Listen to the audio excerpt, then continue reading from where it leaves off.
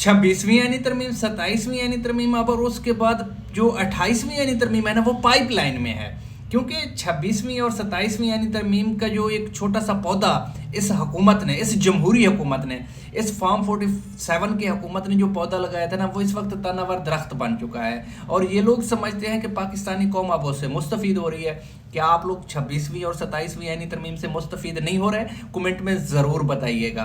क्या जो आईनी अदालत बनाया गया है इस 27वीं यानी तरमीम के ज़रिए, तो क्या उस आईनी अदालत से आप लोग मुस्तफ़ीद नहीं हो रहे?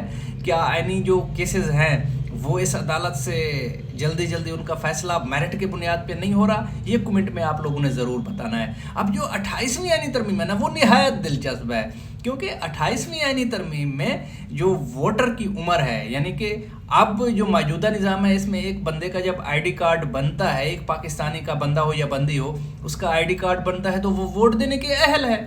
अब जो 28वीं यानी तरमीम है उसमें जो इस वक्त खबरें हैं, जो इस वक्त र्यूमर्स हैं, वो ये हैं कि अब जो वोटर की उम्र होगी वो 18 साल के बजाय 25 साल होगी।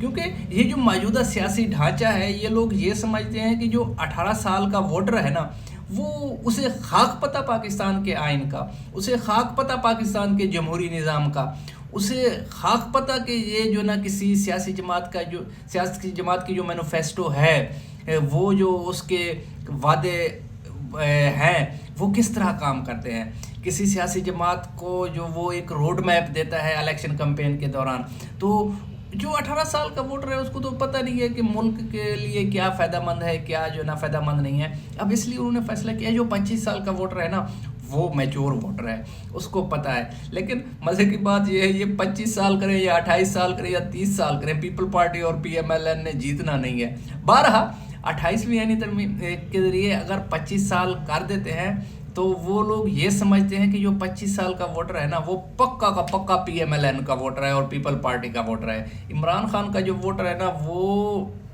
है 18 से 24 तक, वो नौजवान लड़के जो जज्बाती हैं, जज्बात में बह जाते हैं, वो जो ना जो मुल्क के जो जियोग्राफिकल सिनेरियोज़ हैं वो उसको समझते नहीं हैं। इसलिए 18 साल से अगर 24 साल तक के उम्र के वोटर को रोका जाए तो जो है ना 25 से जो आगे का वोटर है ना वो PMLN और पीपल पार्टी का है। 12 ये भी करके देख ले, जब इलेक्शन होंगे 2029 में तो उसके बाद देखेंगे ये 25 साल और जो 25 साल से ऊपर वाले हैं वो फिर जो है ना क्या करते हैं। तो इसमें असल बात ये है कि इनको करना क्या चाहिए, मशवरा क्या है। इनको करना ये चाहिए कि जिससे इनको कुछ ना कुछ पीपल पार्टी और PMLN को फ़ायदा होगा, वो ये है कि जो वोटर में ये उम्र में तरमीम के बजाय ये कर दें, वो बंदा जिसने स्कूल, कॉलेज और यूनिवर्सिटी को देखा हुआ है ना वो वोट दे ही नहीं सकता। मैं यकीन से कह सकता हूँ फिर PMLN और पीपल पार्टी के जीतने के इम्कानात रोशन हैं। इसलिए ये आप आईडी कार्ड चेक करें, जिसके आईडी कार्ड पे पढ़ा लिखा हो तो वो वोट नहीं दे सकता, ये कर दे। मैं लिख कर देता हूँ कि ये लोग इलेक्शन में कामयाब हो जाएंगे 2029 के, वरना ये उम्र की हद को बढ़ाएं या घटाएं इससे इनको कोई फ़ायदा नहीं होने वाला। कर लें, ये भी करके देख लें। जिस तरह इन्होंने 26वीं और 27वीं यानी तरमीम करके जमहूरियत को मजबूत किया है, तो आप 28वीं यानी तरमीम भी करके जमहूरियत को और मजबूत करके देखें। क्योंकि ये डरते हैं जो जनरेशन Z है ना उससे।